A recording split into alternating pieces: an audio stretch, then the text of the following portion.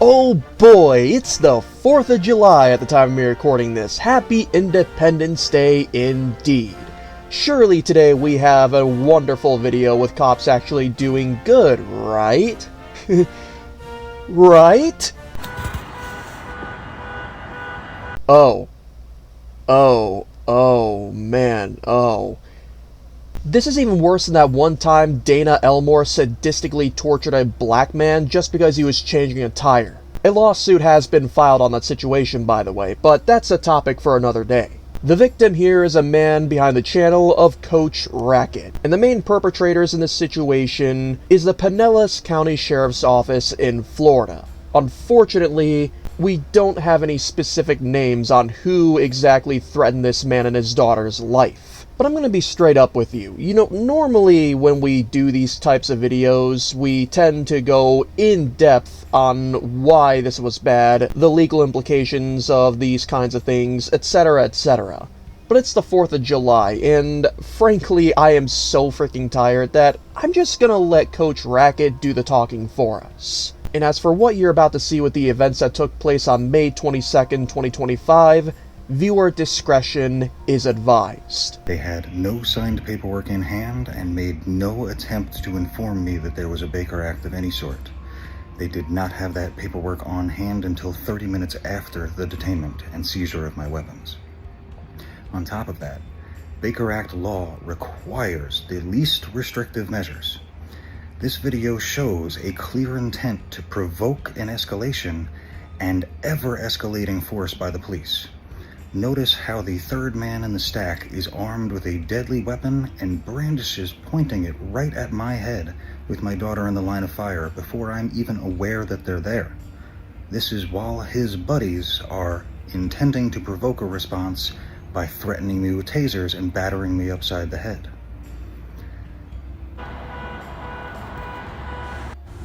This is one of the first glaring problems. Baker Acts are supposed to be least restrictive measures, non-violent in nature. Notice how third man in the stack is walking up and shushing my daughter as he's walking up ready to point a weapon at my head. But he's walking up with the weapon at the low ready the entire time, intending to use it. Next, we'll notice that that same man is now brandishing the firearm fully extended, pointing it right at the back of my head with my daughter in the line of fire. Look directly above you, though. That is the timestamp from their own documentation showing that the sheriff's office never received this until 5/18, and I was already locked in the back of that hot cop car for 30 minutes at that point.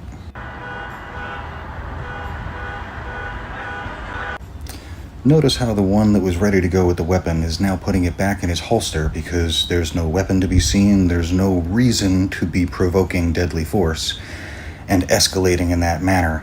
But his friends are already battering me upside the head, grabbing at me, ripping at my hair, and pulling at me without ever showcasing a court order of any sort that shows they had authority to be there. Notice how in the video, once it starts playing again, that the guy in the gray with the tactical vest on and the backwards baseball cap, Mr. Cool Guy, is basically jumping over my daughter. This entire situation shows reckless disregard for me and my child's safety, and I would say this crosses into the territory of reckless child endangerment 100%. If this was a regular person and not a cop doing this, they would be prosecuted instantly.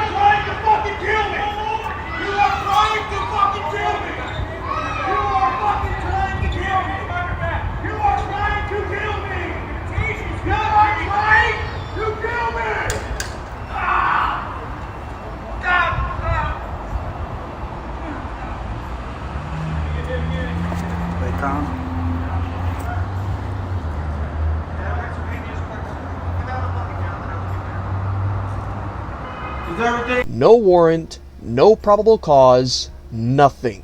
All these cops wanted to do was torture this man and his daughter simply because he decided to highlight their police misconduct. Oh, speaking of police misconduct, let us take a look at the aftermath of these sadistic scumbags wearing the badges and guns raiding this innocent family's home. Before all this happened, my daughter's room was spotless. We are very organized. We like to keep things very particular, and she does that of her own accord. When I came back, there was stuff stuck to the walls, her entire dresser was messed up and shit thrown all over the place. They went through all of her papers and things that I had logged for her, and notice how there's just laundry everywhere. There was candy thrown all over the floors. There have been a ton of wipes just thrown all over the place for no reason, and they just generally flipped everything upside down. This in particular was inside her closet, and I think they just really needed to get into there so badly, but they just ransacked her bathroom, went through all of her shit in here too. And then inside the closet, they moved her furniture to come in here and step all over as a step stool, broke the shelving in here trying to get up into the ceiling. Why? Why were they going into the ceiling to search for weapons when they had already found the weapons as soon as they came into the apartment? I told them that they were going to be right in my room inside the closet. They went searching with this broad scope throughout the entire apartment and just fucking destroyed it. There are a lot of things disturbing about this illegal raid, including but not limited to the fact that they chose to ransack this man's daughter's room for really no reason at all, even though Coach Racket explicitly told them where his weapons were, along with them intimidating him even further by saying that they could have given him felony charges. Gee, I wonder why they never did that. You might want to put a pin on that fact. We'll get into that very shortly. But by far the most disturbing thing about this is the fact that they stole many of his electronics and SD cards containing a lot of their police misconduct. And like I said, there was no warrant, no probable cause, nothing. No matter what any of you try to say in defending these heinous actions, this was criminal in nature. Speaking of which, this might come as a shock to all of you, but even though no cops were disciplined or even fired from this, let alone charged with any sort of crime such as, aggravated assault and kidnapping, you want to know who else did not get charged? Coach Racket. And in this particular update video of his, he perfectly explains why.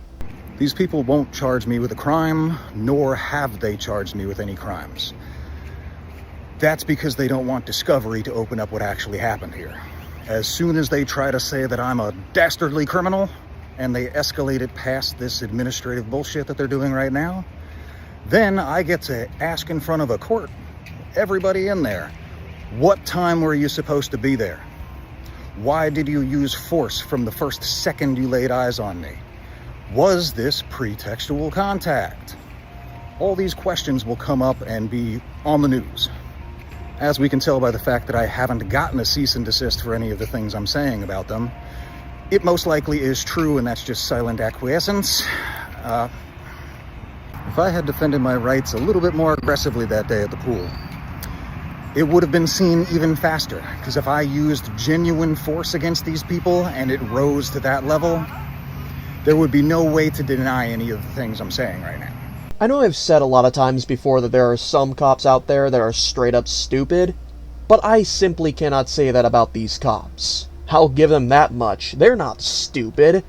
They're pure evil. Truly irredeemable and borderline demonic. These scumbags knew what they were doing. They wanted to produce mental and physical trauma to both him and his daughter equally, just because he dared commit the unforgivable sin of exposing their misconduct. And in order to keep this out of the court system, they refused to press charges against him, especially knowing that Florida and federal law gives us the right to defend ourselves from an unlawful arrest, even to the point of lethal force. This has to be one of the most crooked interactions I've seen to date. even rivaling that of the murder of Daniel Shaver. I am not joking when I say that. The only thing that makes that interaction worse than this is the fact that somebody actually died. Because at least now, this man has a perfect opportunity to get a lawyer and sue the Pinellas County Sheriff's Office. Speaking of which, that's why we point to all of you. Now obviously we do want you to like this video, comment down below, and subscribe. But it's not for any of our own selfish reasons. The reason is to help us expose this misconduct as much as possible. That way there is a much greater chance that a professional civil rights attorney will be able to see this and help this man and his daughter sue the Pinellas County Sheriff's Office for this illegal raid, aggravated assault, kidnapping, deprivation of rights, and mental and physical trauma. In which case, you obviously know we're going to leave contact information down below to this sheriff's office for all of you to hold accountable for their actions. And maybe try and see if you can get the names of each and every cop involved in this illegal raid.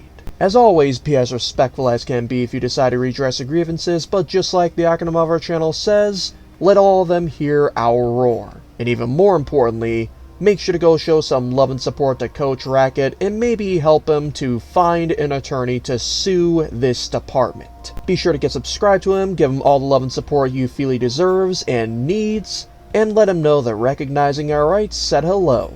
Now believe it or not, this was the second time this year that he was raided by the same sheriff's office. The first time was in March of 2025.